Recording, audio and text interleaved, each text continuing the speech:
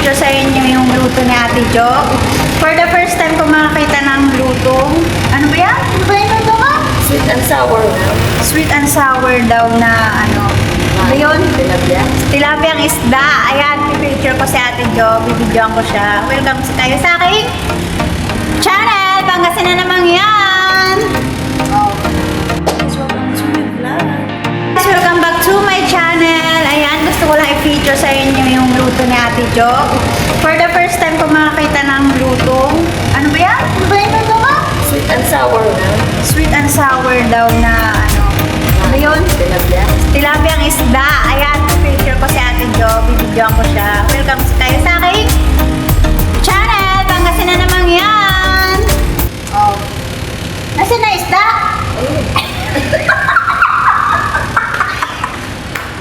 Ito yung kanyang isda, guys. Ayan, lulutuin natin Jo.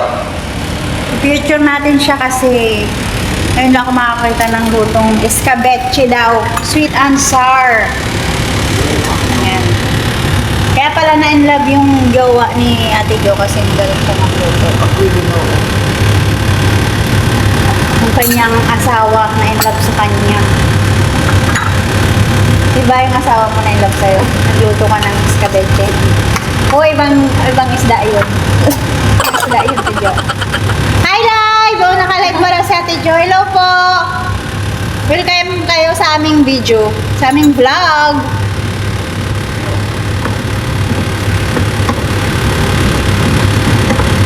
Cooking muna tayo, guys, para naman matuto tayong magluto. Yun pala, inaabangan lang yung luto natin ito. Ang bango kasi. Ang bango. Wala ka na dun. Bibidyoan nga kita. Hindi naman tayo magaling sa lutuan. Eh, perfect eh. Eh, at least, di ba? Practice lang yan. At least, di ba? Diba? Watch kayo, guys, ha? Para may matutunan tayo. Practice lang yan. Sabay live doon, no? Hi, guys. Welcome kayo sa live ni Ate Jo. Talaga lang. Ako naman ay magbibideo lang sa kanyang luto. Go! Para tuloy akong nahihiya. Siyempre, siya yung artista natin ngayon.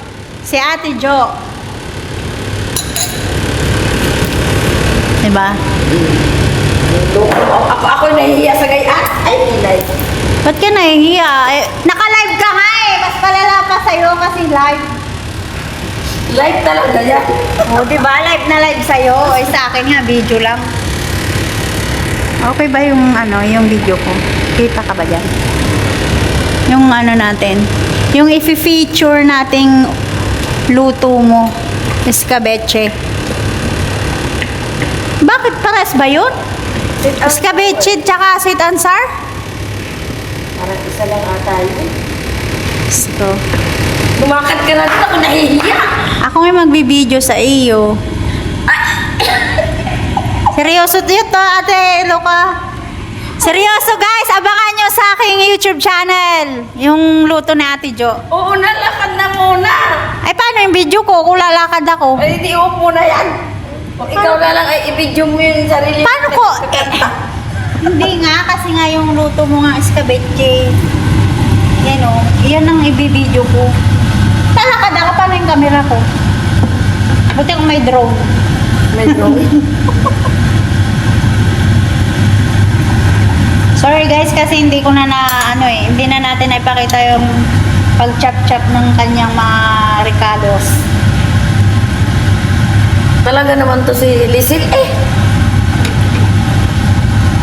Cooking ni Ate Jo show.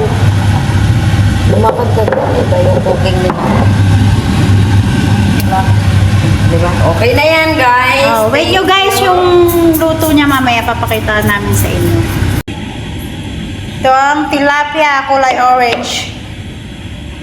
Ito guys yung lulutuin natin yun na sweet and sour tilapia.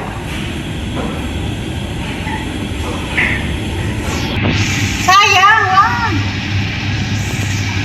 Puro kasi tayo kalukuhan eh. Pipatayin ko.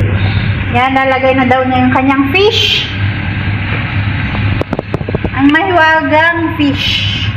Sobrang laki. Tilapia, kulay orange. Sobrang laki nito, guys. Grabe. Akala ko nga talaga hindi yan tilapia kasi ibang kulay. Tilapia yan.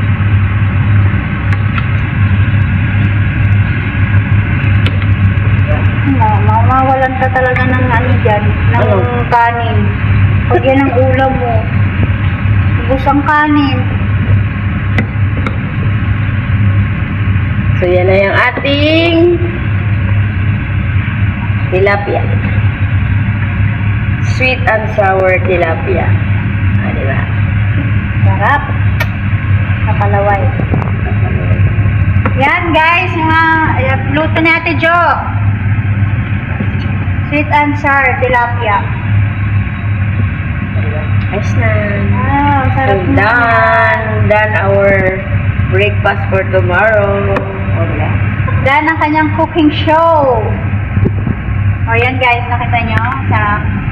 Thank you for watching guys. Please like and share and subscribe. Hanggang na naman yan. Ang ating cooking ng ina mo. Thank you guys. Yan si Ate Jo. Bye. Mag-bye ka muna. Bye ka muna sa aking audience. Bye-bye.